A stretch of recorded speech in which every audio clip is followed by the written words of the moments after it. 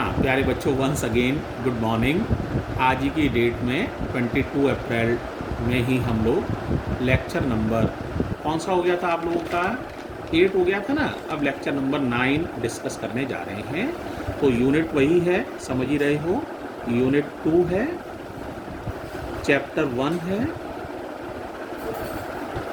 Date मालूम ही है 22 अप्रैल 2020। Lecture number है 9।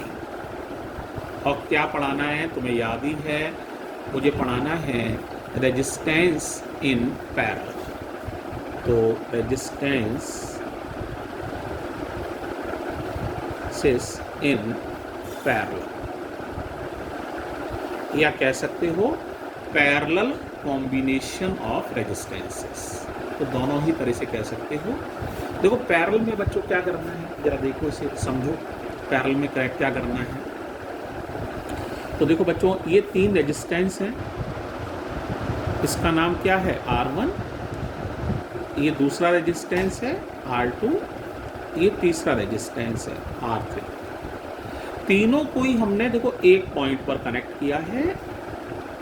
इस पॉइंट का नाम मान लो A है, और बाकी तीनों आर्म्स को एक और पॉइंट पे कनेक्ट किया है।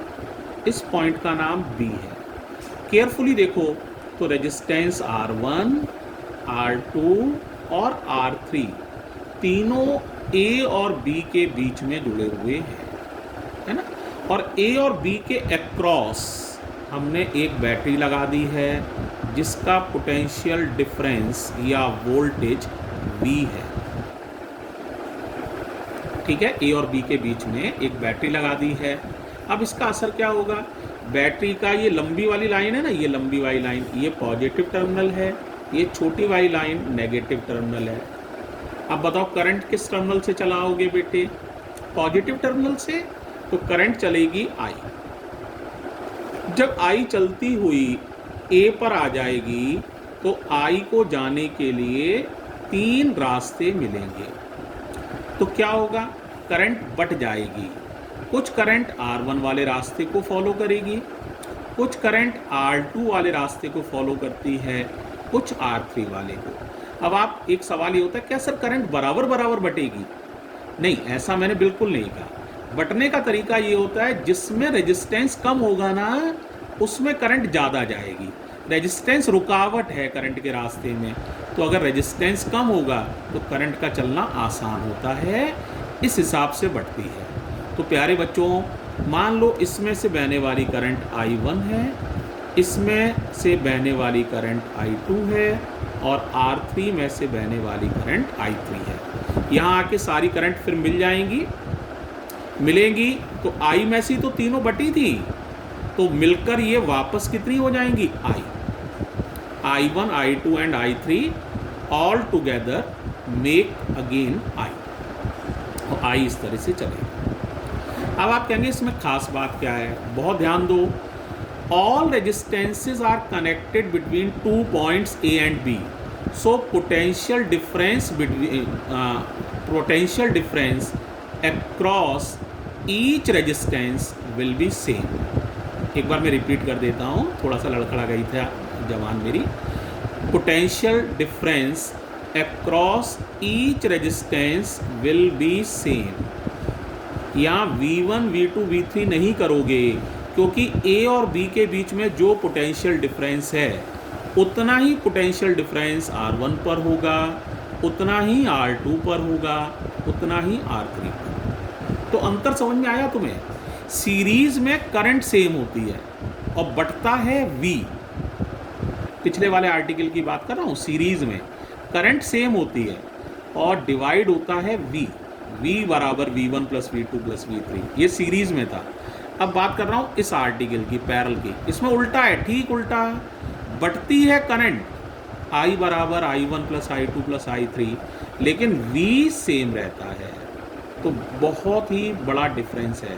तो यहाँ फंडामेंटल इक्वेशन लिखोगे I equals to I1 plus I2 plus I3। कोई करंट I में से ही तीनों स्ट्रीम्स हुई हैं, तो I बराबर I1 plus I2 plus I3। अब ओम्स लॉ के अकॉर्डिंग सोचो, I होता है V अपॉन R, अब यहाँ V1/R1 मत कर देना, V/R1, क्योंकि V सब पर सेम है।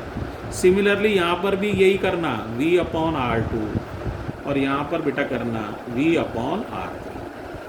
सोचो क्या कॉमन है, V सब में से कट जाएगा बेटा, तो V कट जाएगा, तो फॉर्मूला बनेगा 1/R equals to 1/R1 plus 1/R2 plus 1/R3।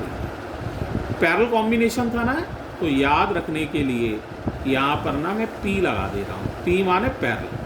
तो 1/RP का फॉर्मूला हो गया 1/R1 plus 1/R2 plus 1/R3।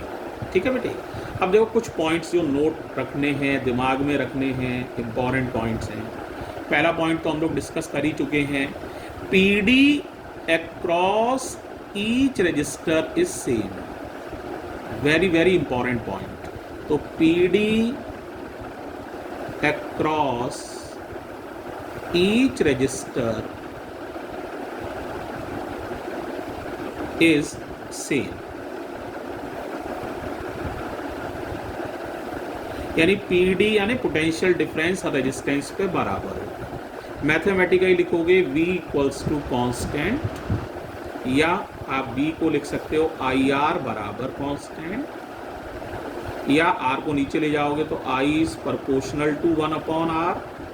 ये मैंने समझाया था, I is proportional to 1/R का मतलब, इसका मतलब रेजिस्टेंस जितना ज़्यादा होगा उसमें बहने वाली करंट उतनी ही कम होगी, यानी more the resistance least will be the current flowing through it. Okay, या इसको ऐसे भी लिख सकते हो, IR बराबर कांस्टेंट है ना, तो इसी से लिख सकते हो I1R1 बराबर I2R2, ये भी लिख सकते हो। कितनी इक्वेशन होगी, इसका नंबर 1 मान लो, इसका 2 मान लो बेटा, इसका 3 समझ लो, इसका 4 समझ लो। एक बड़ी इंपॉर्टेंट बात बेटे मैं और डिस्कस करना चाहूँगा यहाँ नोट में ही, उसको ज़रा और समझो। एक और इम्पॉर्टेंट बात है, इसको ज़रा समझो। सेकंड बात हो गई, ये नोट में है ना, तो इसको समझो। ठीक, पहली बात हम लिख चुके हैं, दूसरी बात मैं बताने जा रहा हूँ। देखो बेटा, जो I की इक्वेशन इसमें होती है वो तो तुम्हें पता ही है, लिखी हुई है I1 plus I2 plus I3। More over parallel में लगाने से, बहुत इंपॉर्टेंट है, याद कर लो, पैरेलल में लगाने से कभी भी रेजिस्टेंस बढ़ता नहीं है, हमेशा रेजिस्टेंस कम हो जाता है। फिर सुन लो, पैरेलल में लगाने से आंसर जो आता है वो कभी ज़्यादा नहीं आता है, कम आता है। एक एग्जांपल से सोचो, जैसे R1 की वैल्यू 1 ओम ले लें, R2 की वैल्यू 10 ओम ले लें, R3 की वैल्यू 100 ओम ले लें। ध्यान हुआ, R1 1 लिया, R2 10 ओम लिया, R3 100 ओम लिया। अब कोई पूछे सर आंसर बताइए, RP कितना आएगा, रेजिस्टेंस इन पैरेलल कितना आएगा, इन तीनों का आंसर कितना आएगा? तो याद रखो, आंसर के लिए एक बात तो मैं सबसे पहले बता सकता हूँ, सबसे छोटा रेजिस्टेंस कितना था, 1 ओम, क्योंकि 10 और 100 तो बड़े, तो आंसर 1 ओम से भी छोटा होगा। तो आंसर जो आता है पैरेलल में वो सबसे छोटे रेजिस्टेंस से भी कम आता है। ये बड़ी इंपॉर्टेंट बात है, ठीक है।